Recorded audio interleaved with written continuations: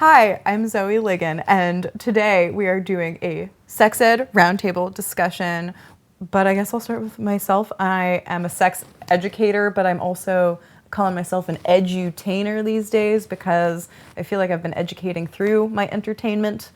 I'm a writer, and I also own Spectrum Boutique, the educational sex toy store, and I am one half of the podcast Hot Brain.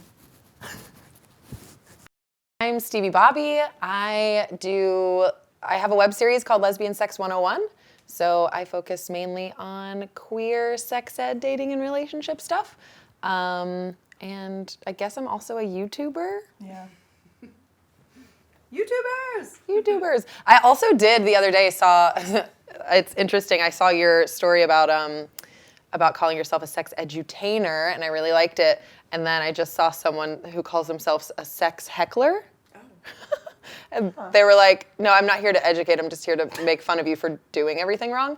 And I thought that was really cute. Anyway.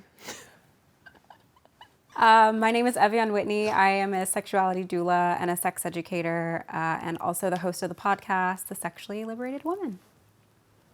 Hi, I'm Jimanekia Eborn, and I am a comprehensive sexuality educator and a trauma specialist. I am also the host of Trauma Queen, where we talk about all the traumas that people like to avoid. And one of my favorite things to do is talk about the things that make people uncomfortable so we can work through that, because you should push through your trauma. You can find all of that fun stuff at traumaqueen.love. Okay, my first question for you is for Evian specifically, just gonna call you out here. Sexuality doula. I know what sexuality is. I know what a doula is, but how do you personally define being a sexuality doula? I define being a sexuality doula as someone who helps facilitate, educate, and walk people by the hand who are wanting to come out of sexual shame and into sexual liberation. And so basically what I do, the way that I describe it to folks, because they're like, what is that? What do you do? Because a lot of people are like, so are you in the room when people have sex and are you talking to them? And I'm like, I would love to do that, but that's not what I do right now. Basically what that looks like is me just having one-on-one sessions with people where they are trying to figure out what it is that's keeping them from being sexually expressive or sexually liberated.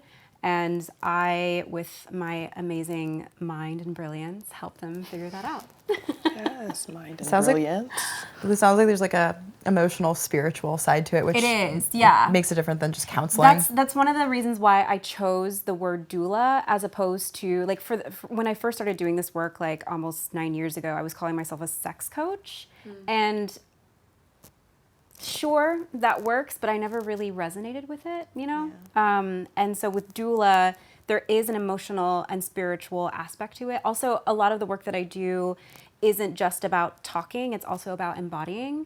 So I do a lot of stuff where I'm telling my clients to dance or I'm telling my clients to move and things like that. So yeah, doula, as soon as I heard the word, I was like, that's perfect. Sometimes the title just calls to you. Yeah, yeah. And it's trademarked. So. There you go, trademark. Gotta trademark stuff. Yeah. Can I ask a question for y'all? How do you feel? For me, the word coach makes me cringe a little bit. That's why I changed mine. I agree. Yeah, I just don't like sports, so.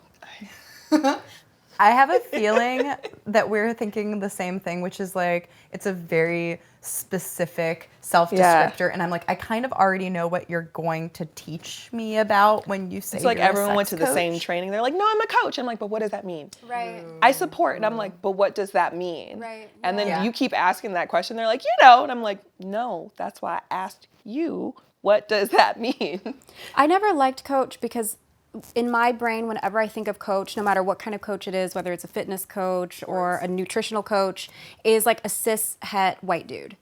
With a whistle. Yeah, I was gonna bring up a whistle. Or someone I don't know, I'm just thinking of these really popular white dudes who have been coaches for years and years. The title of this video should be "Fuck Coaches." Yeah, definitely. At one point, I was calling myself a female sexual liberation artist. Ooh. And I thought it was really cute, but it was too long, so. Yeah, I did feel like sex edutainer felt right, especially now that I'm doing more nude content, and it is purely just entertainment and there's nothing educational about it. And I've found myself posting things online and being like, but there's no takeaway from it. And I'm like, that's fine.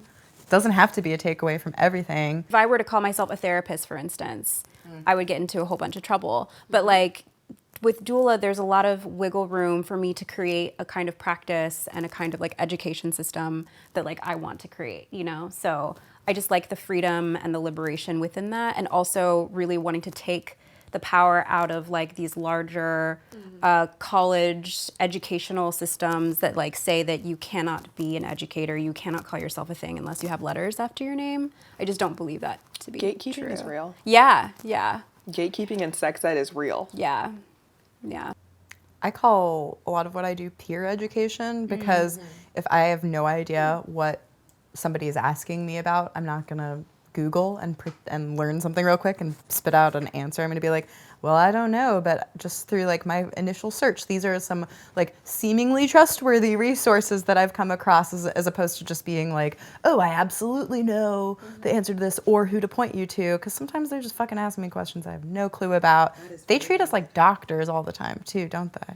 Well, you know, your DMs are real and people are like, oh, you say you do stuff? I'm going to ask you an in-depth trauma question. I'm like, whoa, is this an essay? Yeah, like, what's the landscape how of are your your all's DMs? DMs, right? Yeah. I get a lot of dick pics in my DMs.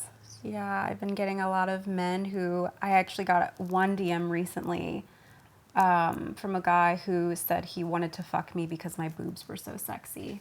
And like, if this had happened 5 years ago, I'd been like, I feel scared, but I just laugh it off and block them. I don't get dick pics. Yeah, I get dick pics pretty often. Scare people, that's why. You're very lucky. They're like, what? You're not missing out on anything. Oh my God. I'm making them pay me to send them the dick pics now, and it's great. People will pay for you to critique your dick. I mean, I could be into that one. Oh yeah, same. This is new to me, but Wait, you like Get send them into an this. invoice? Like you have to pay me because you sent me a I'll dick pic? literally, so on my like OnlyFans account, I'll just be like, please send me your dicks. Thanks. I love dicks. Thank you. And they'll send me their dick. And if they don't tip, I'll just like send an emoji back.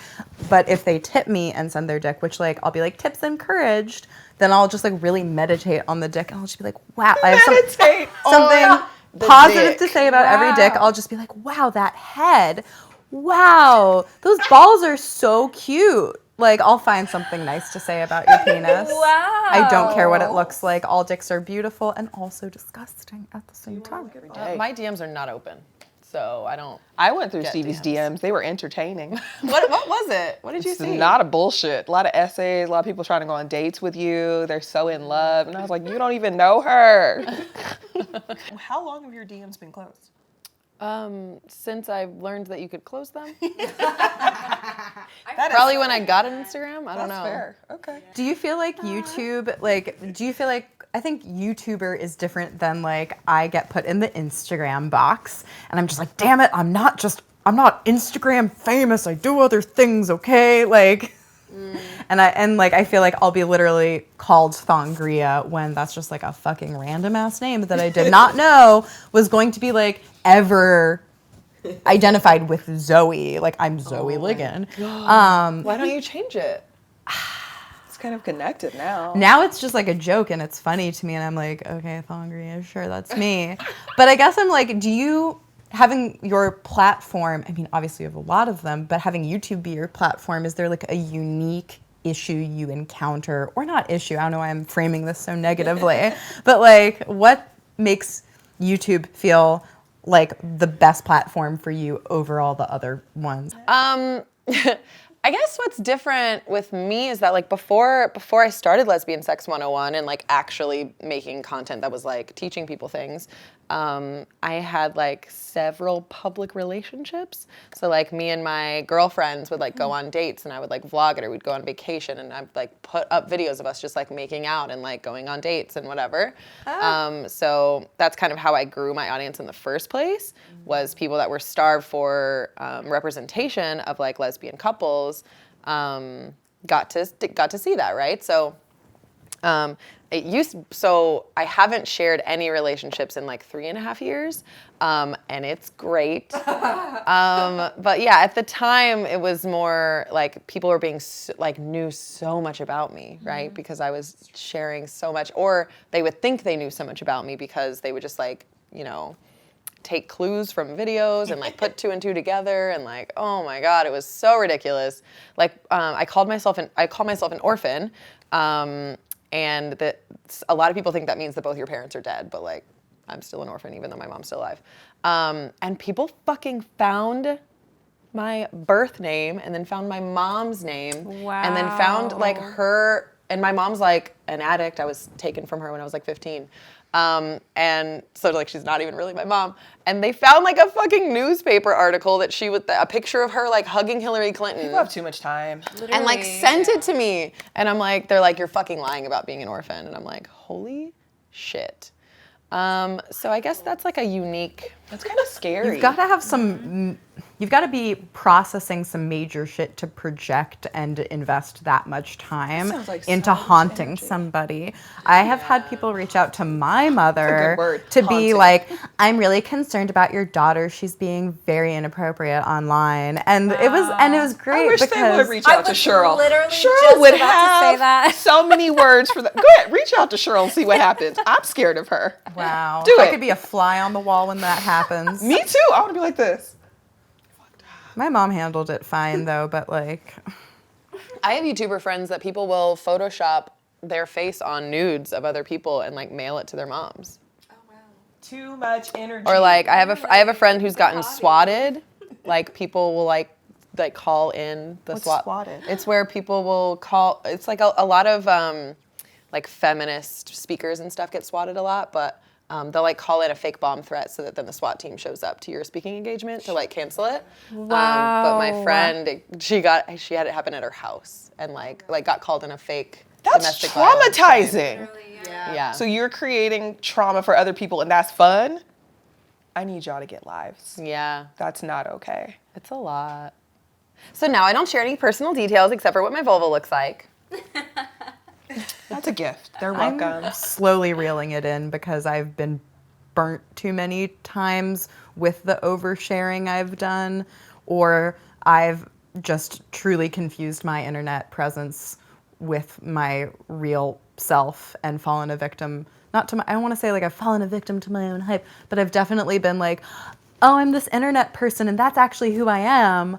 I'm not me with this intense, complex reality that nobody really actually fucking knows about. No matter how much I share, I'm still just, I'm in the thick of it still. I'm still processing my choice to step away. But it's like answering questions so intimately, one-on-one for a really long time, like at a certain point does feel like the right thing to do. And for a while it felt like, oh, the only way I can be authentic is by being painfully authentic with everybody. It's like, no, that's not healthy for me. I can't sustain my education this way. Yeah. I know we got a question that was like, what would you do if you didn't have your platform? Be fine. Well, what does that mean exactly? Yeah, I guess I'm curious about that. Like, if I didn't have the amount of followers I did, if I weren't working, like, because I feel like those are two different questions. Like, if I had 500 followers on Instagram, I mean, I would still be doing the work that I'm doing, but I wouldn't want to do anything else. Regardless. I'll reframe the question in the way that I interpreted it, which is like, let's say the internet as an education platform did not exist and we weren't internet educators. This is just my projection onto the question. Like, what would we do? Oh God, I don't even know. I feel like I would be dead. Because I was sorry. No, go ahead. I was an internet person before I was an educator. So, and like the reason I started doing it is because I got really, really ill and I couldn't like keep a job anywhere. So I got a job making $25 a video for a technology website. And that is like how I afforded food. Like I got $25 a week for food. So yeah, I kind of like built my platform from there. And like, you know, at the time I was sleeping 20 hours a day. So I literally wouldn't have been able to do anything else. So I think I'd be dead if I didn't have my platform. Sorry, that was like... I was intense. dark. That's a real answer. Yeah. My ass was like, I'm fine. You're like, I might be dead. I'm like, well... My brain can't even compute that. I'm like, what would I do with my life? So if I couldn't sign into the Instagrams or the Facebooks or the Twitters. Yeah, social media never happened in this alternate reality. Oh God. I mean, we would be back on our phones like back in the day. I don't know. I think Playing Snake. Snake was the bomb, first of all. Who never saw it, I you miss lost my out. Nokia. I think for me, like, it helps for people to find me. Yeah. But also, I think I could figure out how to navigate different ways. Like, I just started using social media more. I'm like, same. I'm like, I just started using what? social media more. I Right? can't Google pictures of a restaurant to see if there's stairs. How the fuck am I supposed to go anywhere? I'm not talking about that. I love Yelp. But I'm talking about for the social media for the work, right? That was a question? Or no? Yeah, I mean, I was loosely interpreting it and Yeah. transforming the question. Oh, I brought it back. Sorry. I think I would be desperately seeking attention in more real life ways. Like before I was like on Instagram, I was like, I'm gonna do performance art, and I would See, just I'm like, an introvert, so I'm like, I'm at home anyway. I don't really need to be on here. I'm like, I can't tell if it makes me less obnoxious to have Instagram and to like have like a planned like way of seeking online attention. I just love attention. Or would I be less obnoxious? I don't know. Who knows? I'm still hooked on the. You're I'm shook. like, I don't even know what. Wow, I don't even know. It's like a limb would be missing. I don't. Yeah, there's just such a depth to the work that I do because of the internet. Like I learn from so many people. I learn from all three of you, which has like deeply enriched my ability to teach and to heal my own self and other people. So it's like trying to imagine a world without that. I'm like, I don't know who I would be. Like literally. And like I'm not on Instagram all the time. I'm like I do the best that I can. Like I have my own personal boundaries where like it's very rare that I will show a video of like what I'm doing at my parents' or at my mom's house or with my sister or my dog, even my partner. Like I really try to have very clear boundaries because not so much because I don't want people to know those things. It's just I just sort of see Instagram in particular because it's like the only platform that I use. I don't really fuck with Twitter or Facebook. I just really see Instagram as sort of like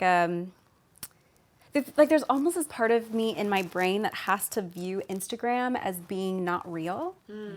And like that's sort of how I engage with it. Like when I get a dick pic, it's like there's something in my brain that's like, this isn't real life. I don't know if that's like a coping mechanism for me, but it's like my real life is like this. That keeps you safe. And Instagram is like a place that I will go to like maybe post a cute selfie or talk to some friends, but like I don't really invest myself into it all that much. Those are good boundaries. Yeah. But I've been doing it for a long time. I'm over here learning. I'm like, yeah. Yeah, I mean I had to learn. People are like, are you dating? I like humans.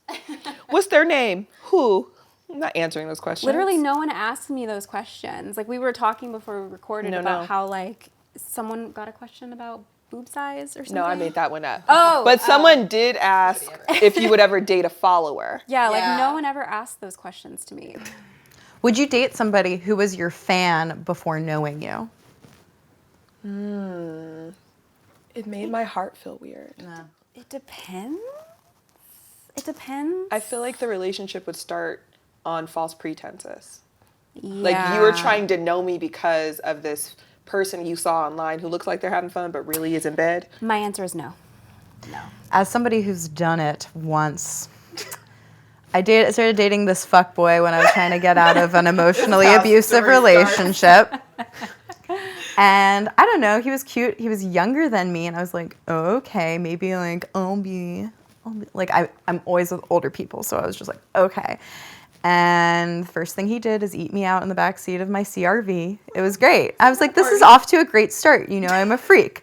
And then the relationship ended a couple months later with him being like, I didn't know you were that much of a feminazi. What? Like, weren't you following me? Yeah. What?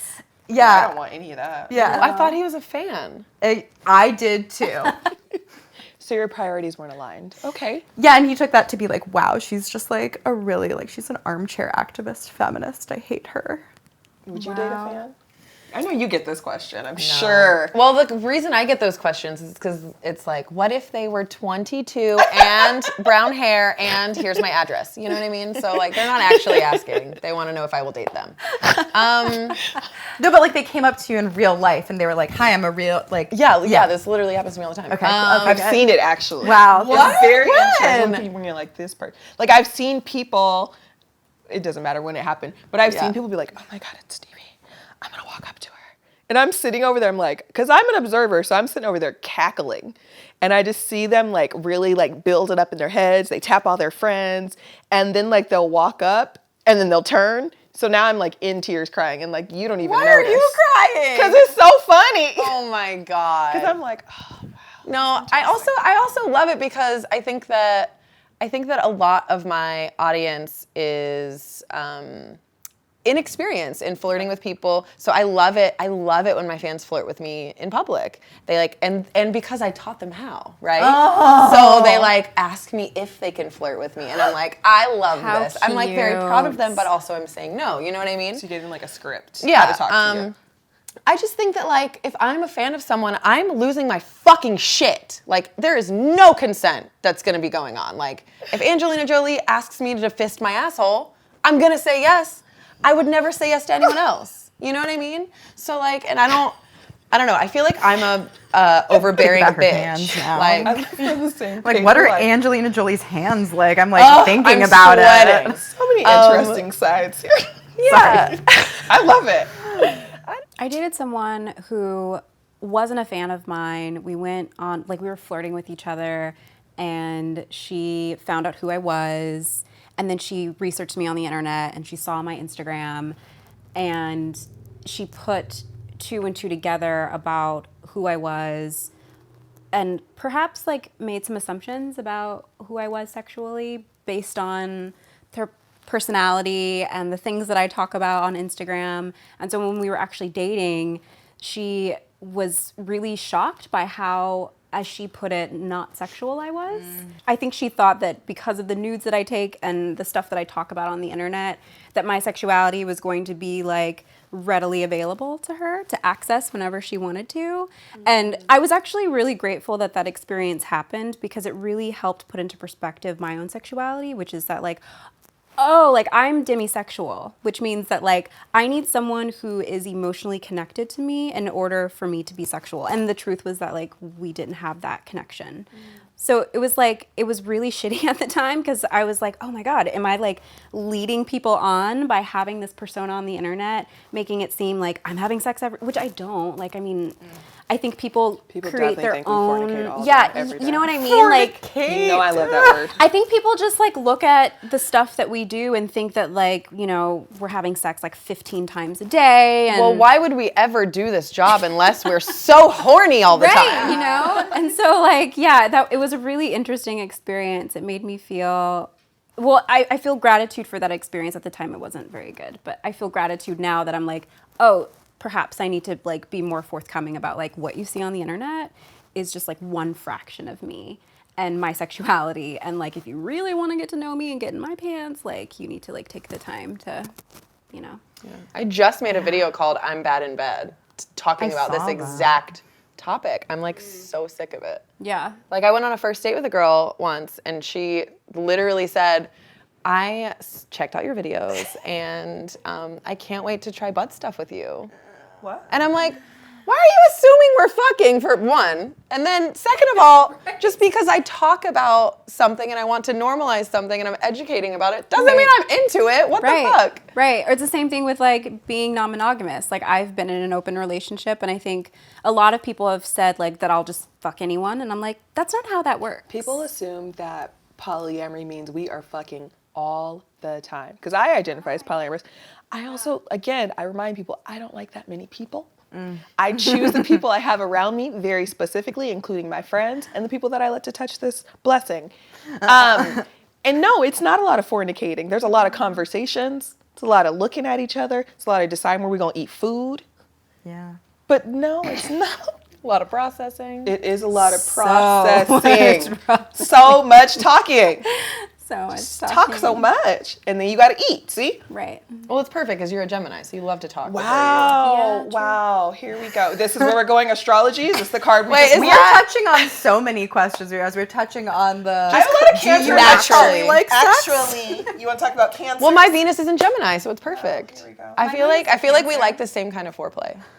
Do we? What is your I don't know. foreplay? Tell me. Intellectual stimulation. Oh, yes. And like talking about trauma a little bit, you know? Wait, what is everyone's sign? I know you're a I'm a Gemini. Gemini with a Cancer stellium. When in Los Angeles, what do they call them? Los Angelians? Angelinos. There we go. Sorry. Fraud. Sounds Not like from California. That's what that Angelina says. Jolie fans. I am a Taurus, but I'm the kind of a Taurus who's like, I don't subscribe to any astrology, but also everything about me in astrology is 100% correct because I only like to eat, sleep, and have sex, but not as much sex as you might think. My best friend thinks I should date a Taurus. Oh, hey, Stevie, what's up?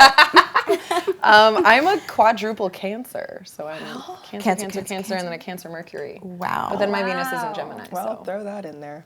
I am a Virgo sun, It's about to get so serious. a Cancer moon, a Sagittarius rising, and my Mars and my Venus are also in Virgo. I know that Mars and Venus has to do with sex and sensuality. That's the way that I see it. So like Mars is sexuality, Venus is sensuality. I'm super simplifying this, but I think it's a really great way to like think about it. And so with my Mars and Venus being in Virgo, it means that I'm very particular. If my partner comes onto me, he has to do it in the perfect way. Otherwise, like if there's a weird aspect of him, like if his energy is off or I don't like, I'm very intuitive, so I can pick up on people's energy. And if even his delivery could be fine, but if his like, I don't know, shirt is unbuttoned, I'll be like, no, you gotta do that again at a different time when I'm not expecting it. You know, I'm very particular. Have you guys heard of erotic blueprints? Yes. I just fucking found this shit, changed my goddamn life. I need to do mine. I don't know what mine is. It's sensual. And that's me too, and I did not fucking know. Yeah. 'Cause I don't feel like I'm a very romantic person. Yep. And like learning that my pussies are romantic changed everything. Because now I can like communicate that to partners, like, sorry, I need this much amount of time of this, and this before we can fuck. Can you explain what that is to the viewer who might not? Yeah, so it's like love languages, but about sex. So you like take this quiz, and it'll tell you the 5 different ones. Also, maybe it should be expanded upon. There I should love be a quiz. other ones. Yeah. I love a quiz. Queer culture quizzes, you know. Interesting. We love our Enneagrams. I don't. Oh. Why? What's yours? I don't know. Everybody keeps trying to make me remember it. You're I'm a like, 1, aren't you? I don't know, because I didn't care. I'm a 6. I'm a What's 4. the one that doesn't care? My I'm other that one's a one. 4. I'm that I bitch. love 4s. I'm an 8. I don't know. Apparently, we all need to Yes. have group quiz time. Yeah. You're an 8? Yeah. You're 100% an 8. I know my pussy's not romantic, so that's all I know. So Yeah, my pussy's not romantic.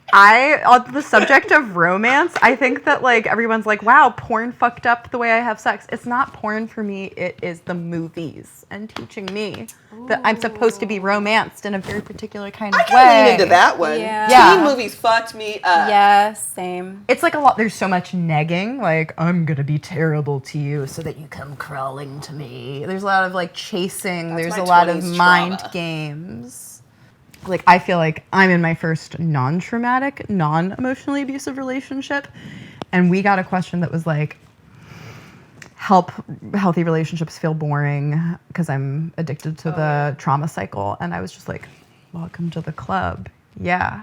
And my therapist, a direct quote from my therapist is like, healthy relationships are boring. I'm a self-sabotager, and I like to press boundaries. Let me tell you, I love to burn it down. No Seth Rollins, I like wrestling. But I am dating 2 people that are like, oh my God, I brought extra matches. You could burn down if you want to, but I'm here to stop it. I'm like, what the fuck is this? Yeah, they're so good. But yeah, I like to be like, it smells healthy and good. Something's wrong. Yeah. I'm gonna burn it down before you burn me down. I apparently like don't know when I'm yelling and I'm Are you a yeller?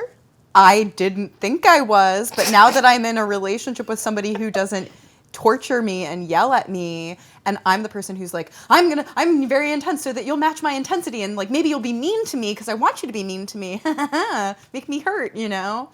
Because that's what love feels like. Yeah. But he's like, we're not gonna do this. And then I am just healthy like, people. oh wow. What's it like to have healthy people in our lives? Disorienting. That's a great word. Well, earlier we were saying, like, with everybody assuming we must be so into sex, I'm like, if there's any connective tissue between people in sex world, it is not, I mean, it is hedonism for sure for some of us, but I'm like, it's more so trauma, I think, that I see a little inkling of in just about every friend of mine in the industry. I've never heard someone use the word connective tissue in a way to not talk about my disability.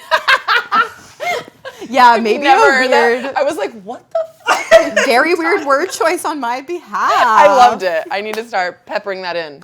Yeah, well, like, what is your relationship to connective tissue out of that context? Like, This is it. yeah, oh, okay. Yeah, that was the first time I've ever heard it. Okay, but like, Oh, out of this one. Yeah, Sorry, out of this context. What's your relationship to it? I have a connective tissue disease, so like the connective tissue in between everything is wrong, broken. My DNA has the wrong recipe to make collagen, so my connective tissue doesn't work correctly. So I've never heard somebody use connective tissue in like a metaphorical way before. Yeah, I mean, one of the points I wanted to hit on during this talk is sex and disability. Fornicating with a disability is hard. And I was like, okay, I'm disabled, like, so then I had to out myself. Damn it, I cried first.